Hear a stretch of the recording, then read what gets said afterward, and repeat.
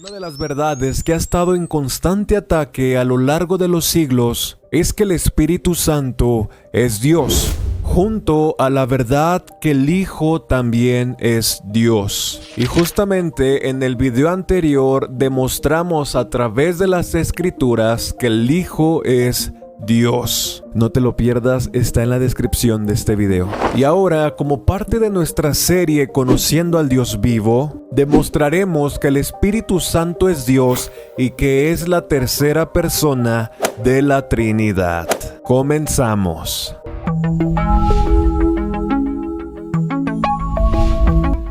Hermanos, quiero pedirles que por favor vean este video completo. Quizás podré resolverles algunas dudas y pueda darles herramientas para defender esta verdad de los que están en contra. La deidad y la Trinidad del Espíritu Santo han sido cuestionadas a lo largo de los siglos debido a que se ha hecho caso omiso al contenido de las Escrituras, ya sea porque la lógica humana ha suplantado erróneamente la impecable revelación de Dios en la Biblia o por pura incredulidad. Lo que sigue revela pruebas relevantes que respaldan la deidad del Espíritu Santo y la triunidad de la deidad. Antiguo Testamento. El Antiguo Testamento también habla del Espíritu Santo como divino. El término hebreo para espíritu, ruaj, aparece 378 veces en el Antiguo Testamento, aunque el término idéntico en arameo aparece solamente 11 veces. Principalmente significa espíritu, viento o aliento. El contexto casi siempre determina la pretendida referencia y distingue, por ejemplo, entre el Espíritu de Dios y el espíritu del hombre, o entre una actitud y la parte inmaterial del hombre. Este término, ruaj, aparece en la mayoría de los libros del Antiguo Testamento, excepto estos 7. Es decir, un 82% aproximadamente. Sin embargo, solo 79 de las 378 apariciones se refiere de forma específica al Espíritu Santo, y únicamente en 21 de los 39 libros veterotestamentarios. Los pasajes veterotestamentarios aseveran que posee las perfecciones divinas. Según Isaías 11:2, Él es la fuente de la sabiduría, el poder y el conocimiento divino. Y Salmo 139:7 enseña que es omnipresente. El Antiguo Testamento también describe al Espíritu Santo como involucrado en el acto original de la creación y en la obra de preservar lo que Dios ha creado. El Espíritu de Dios incluso refrena el pecado. El Espíritu en la revelación veterotestamentaria es personal y divino. Los que están en contra podrían argumentar que no puede construirse una doctrina del Espíritu como una persona distinta y divina a partir de tales versículos del Antiguo Testamento, ya que esas porciones no son más que representaciones poéticas de la presencia de Dios. Sin embargo, esta parte de las Escrituras no está sola. El Nuevo Testamento la complementa con una revelación más plena de la doctrina de la Trinidad, incluido que el Espíritu Santo es una persona distinta y divina en la deidad. Y a continuación lo veremos. Nuevo Testamento.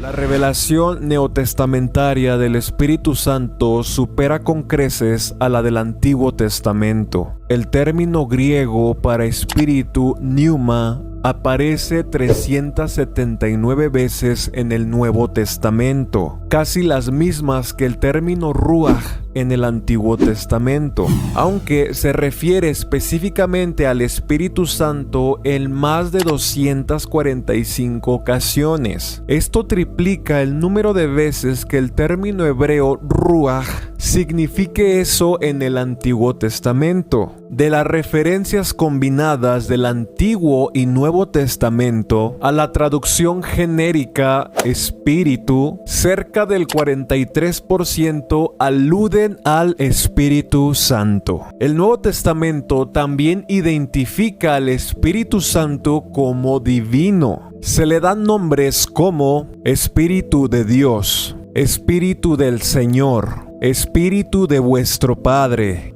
mi Espíritu, Espíritu de Cristo, el Señor, el Espíritu.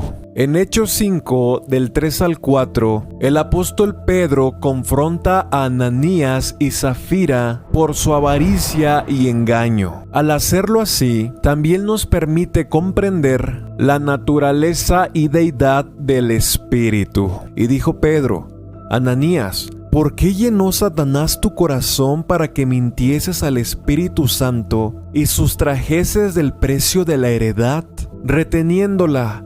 ¿No se te quedaba a ti y vendida no estaba en tu poder? ¿Por qué pusiste esto en tu corazón? No has mentido a los hombres, sino a Dios. De acuerdo al versículo 3, Pedro declara que Ananías había mentido al Espíritu Santo. Y de acuerdo con el versículo 4, Pedro declara que Ananías le había mentido a Dios. Esta es una fuerte afirmación no solo a la deidad del Espíritu, sino también a la verdad que el Espíritu es una persona y no un poder impersonal, una simple energía. Mentirle al Espíritu Santo es mentirle a Dios, porque el Espíritu es Dios. En 1 Corintios 3:16 y 6:19, el apóstol Pablo nos enseña que el creyente es templo de Dios. Esto también nos enseña más ampliamente sobre la deidad del Espíritu. 1 Corintios 3:16, ¿no sabéis que sois templo de Dios y que el Espíritu de Dios mora en vosotros? En este pasaje, el creyente es llamado templo de Dios. 1 Corintios 6:19, ¿o ignoráis que vuestro cuerpo es templo del Espíritu Santo, el cual está en vosotros, el cual tenéis de Dios y que no sois vuestros? Ahora, en este pasaje, el creyente es llamado templo del Espíritu Santo. En estos dos pasajes tenemos una poderosa afirmación de la deidad del Espíritu. En 1 Corintios 3:16, el creyente es llamado templo de Dios. Pero en 1 Corintios 6:19 es llamado templo del Espíritu Santo. No es posible imaginar al apóstol Pablo usar estos dos términos de manera intercambiable si él no viera al Espíritu como plenamente Dios y como una persona real de la Trinidad.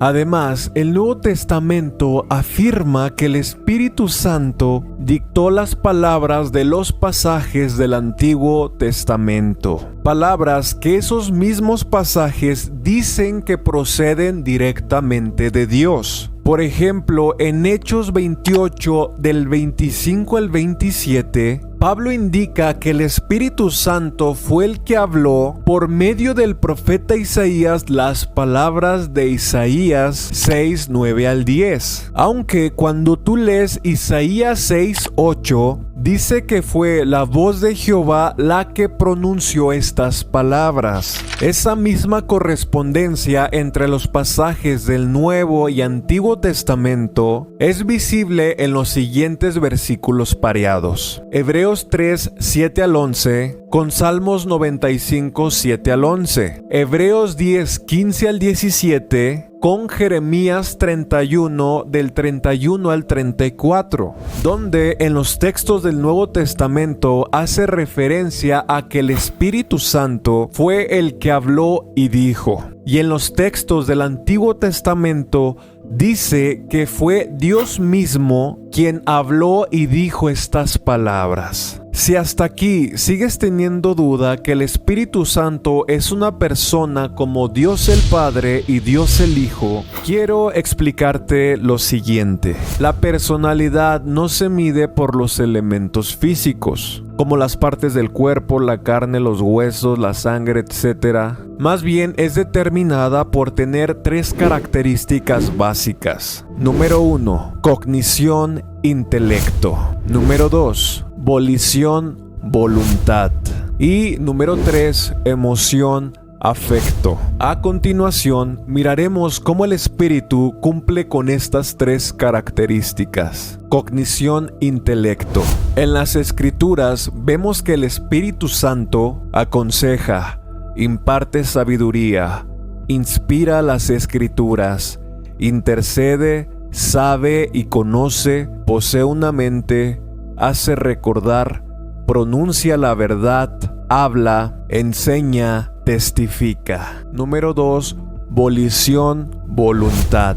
Vemos en las escrituras que el Espíritu Santo contiende con los pecadores, dirige, distribuye dones espirituales, regenera. Número 3, afecto, emoción. Vemos en las escrituras que el espíritu experimenta gozo, se le puede afrentar, sufre por el pecado, ama. La Biblia proporciona pruebas más que suficientes de que el Espíritu Santo posee todos los elementos esenciales de la personalidad.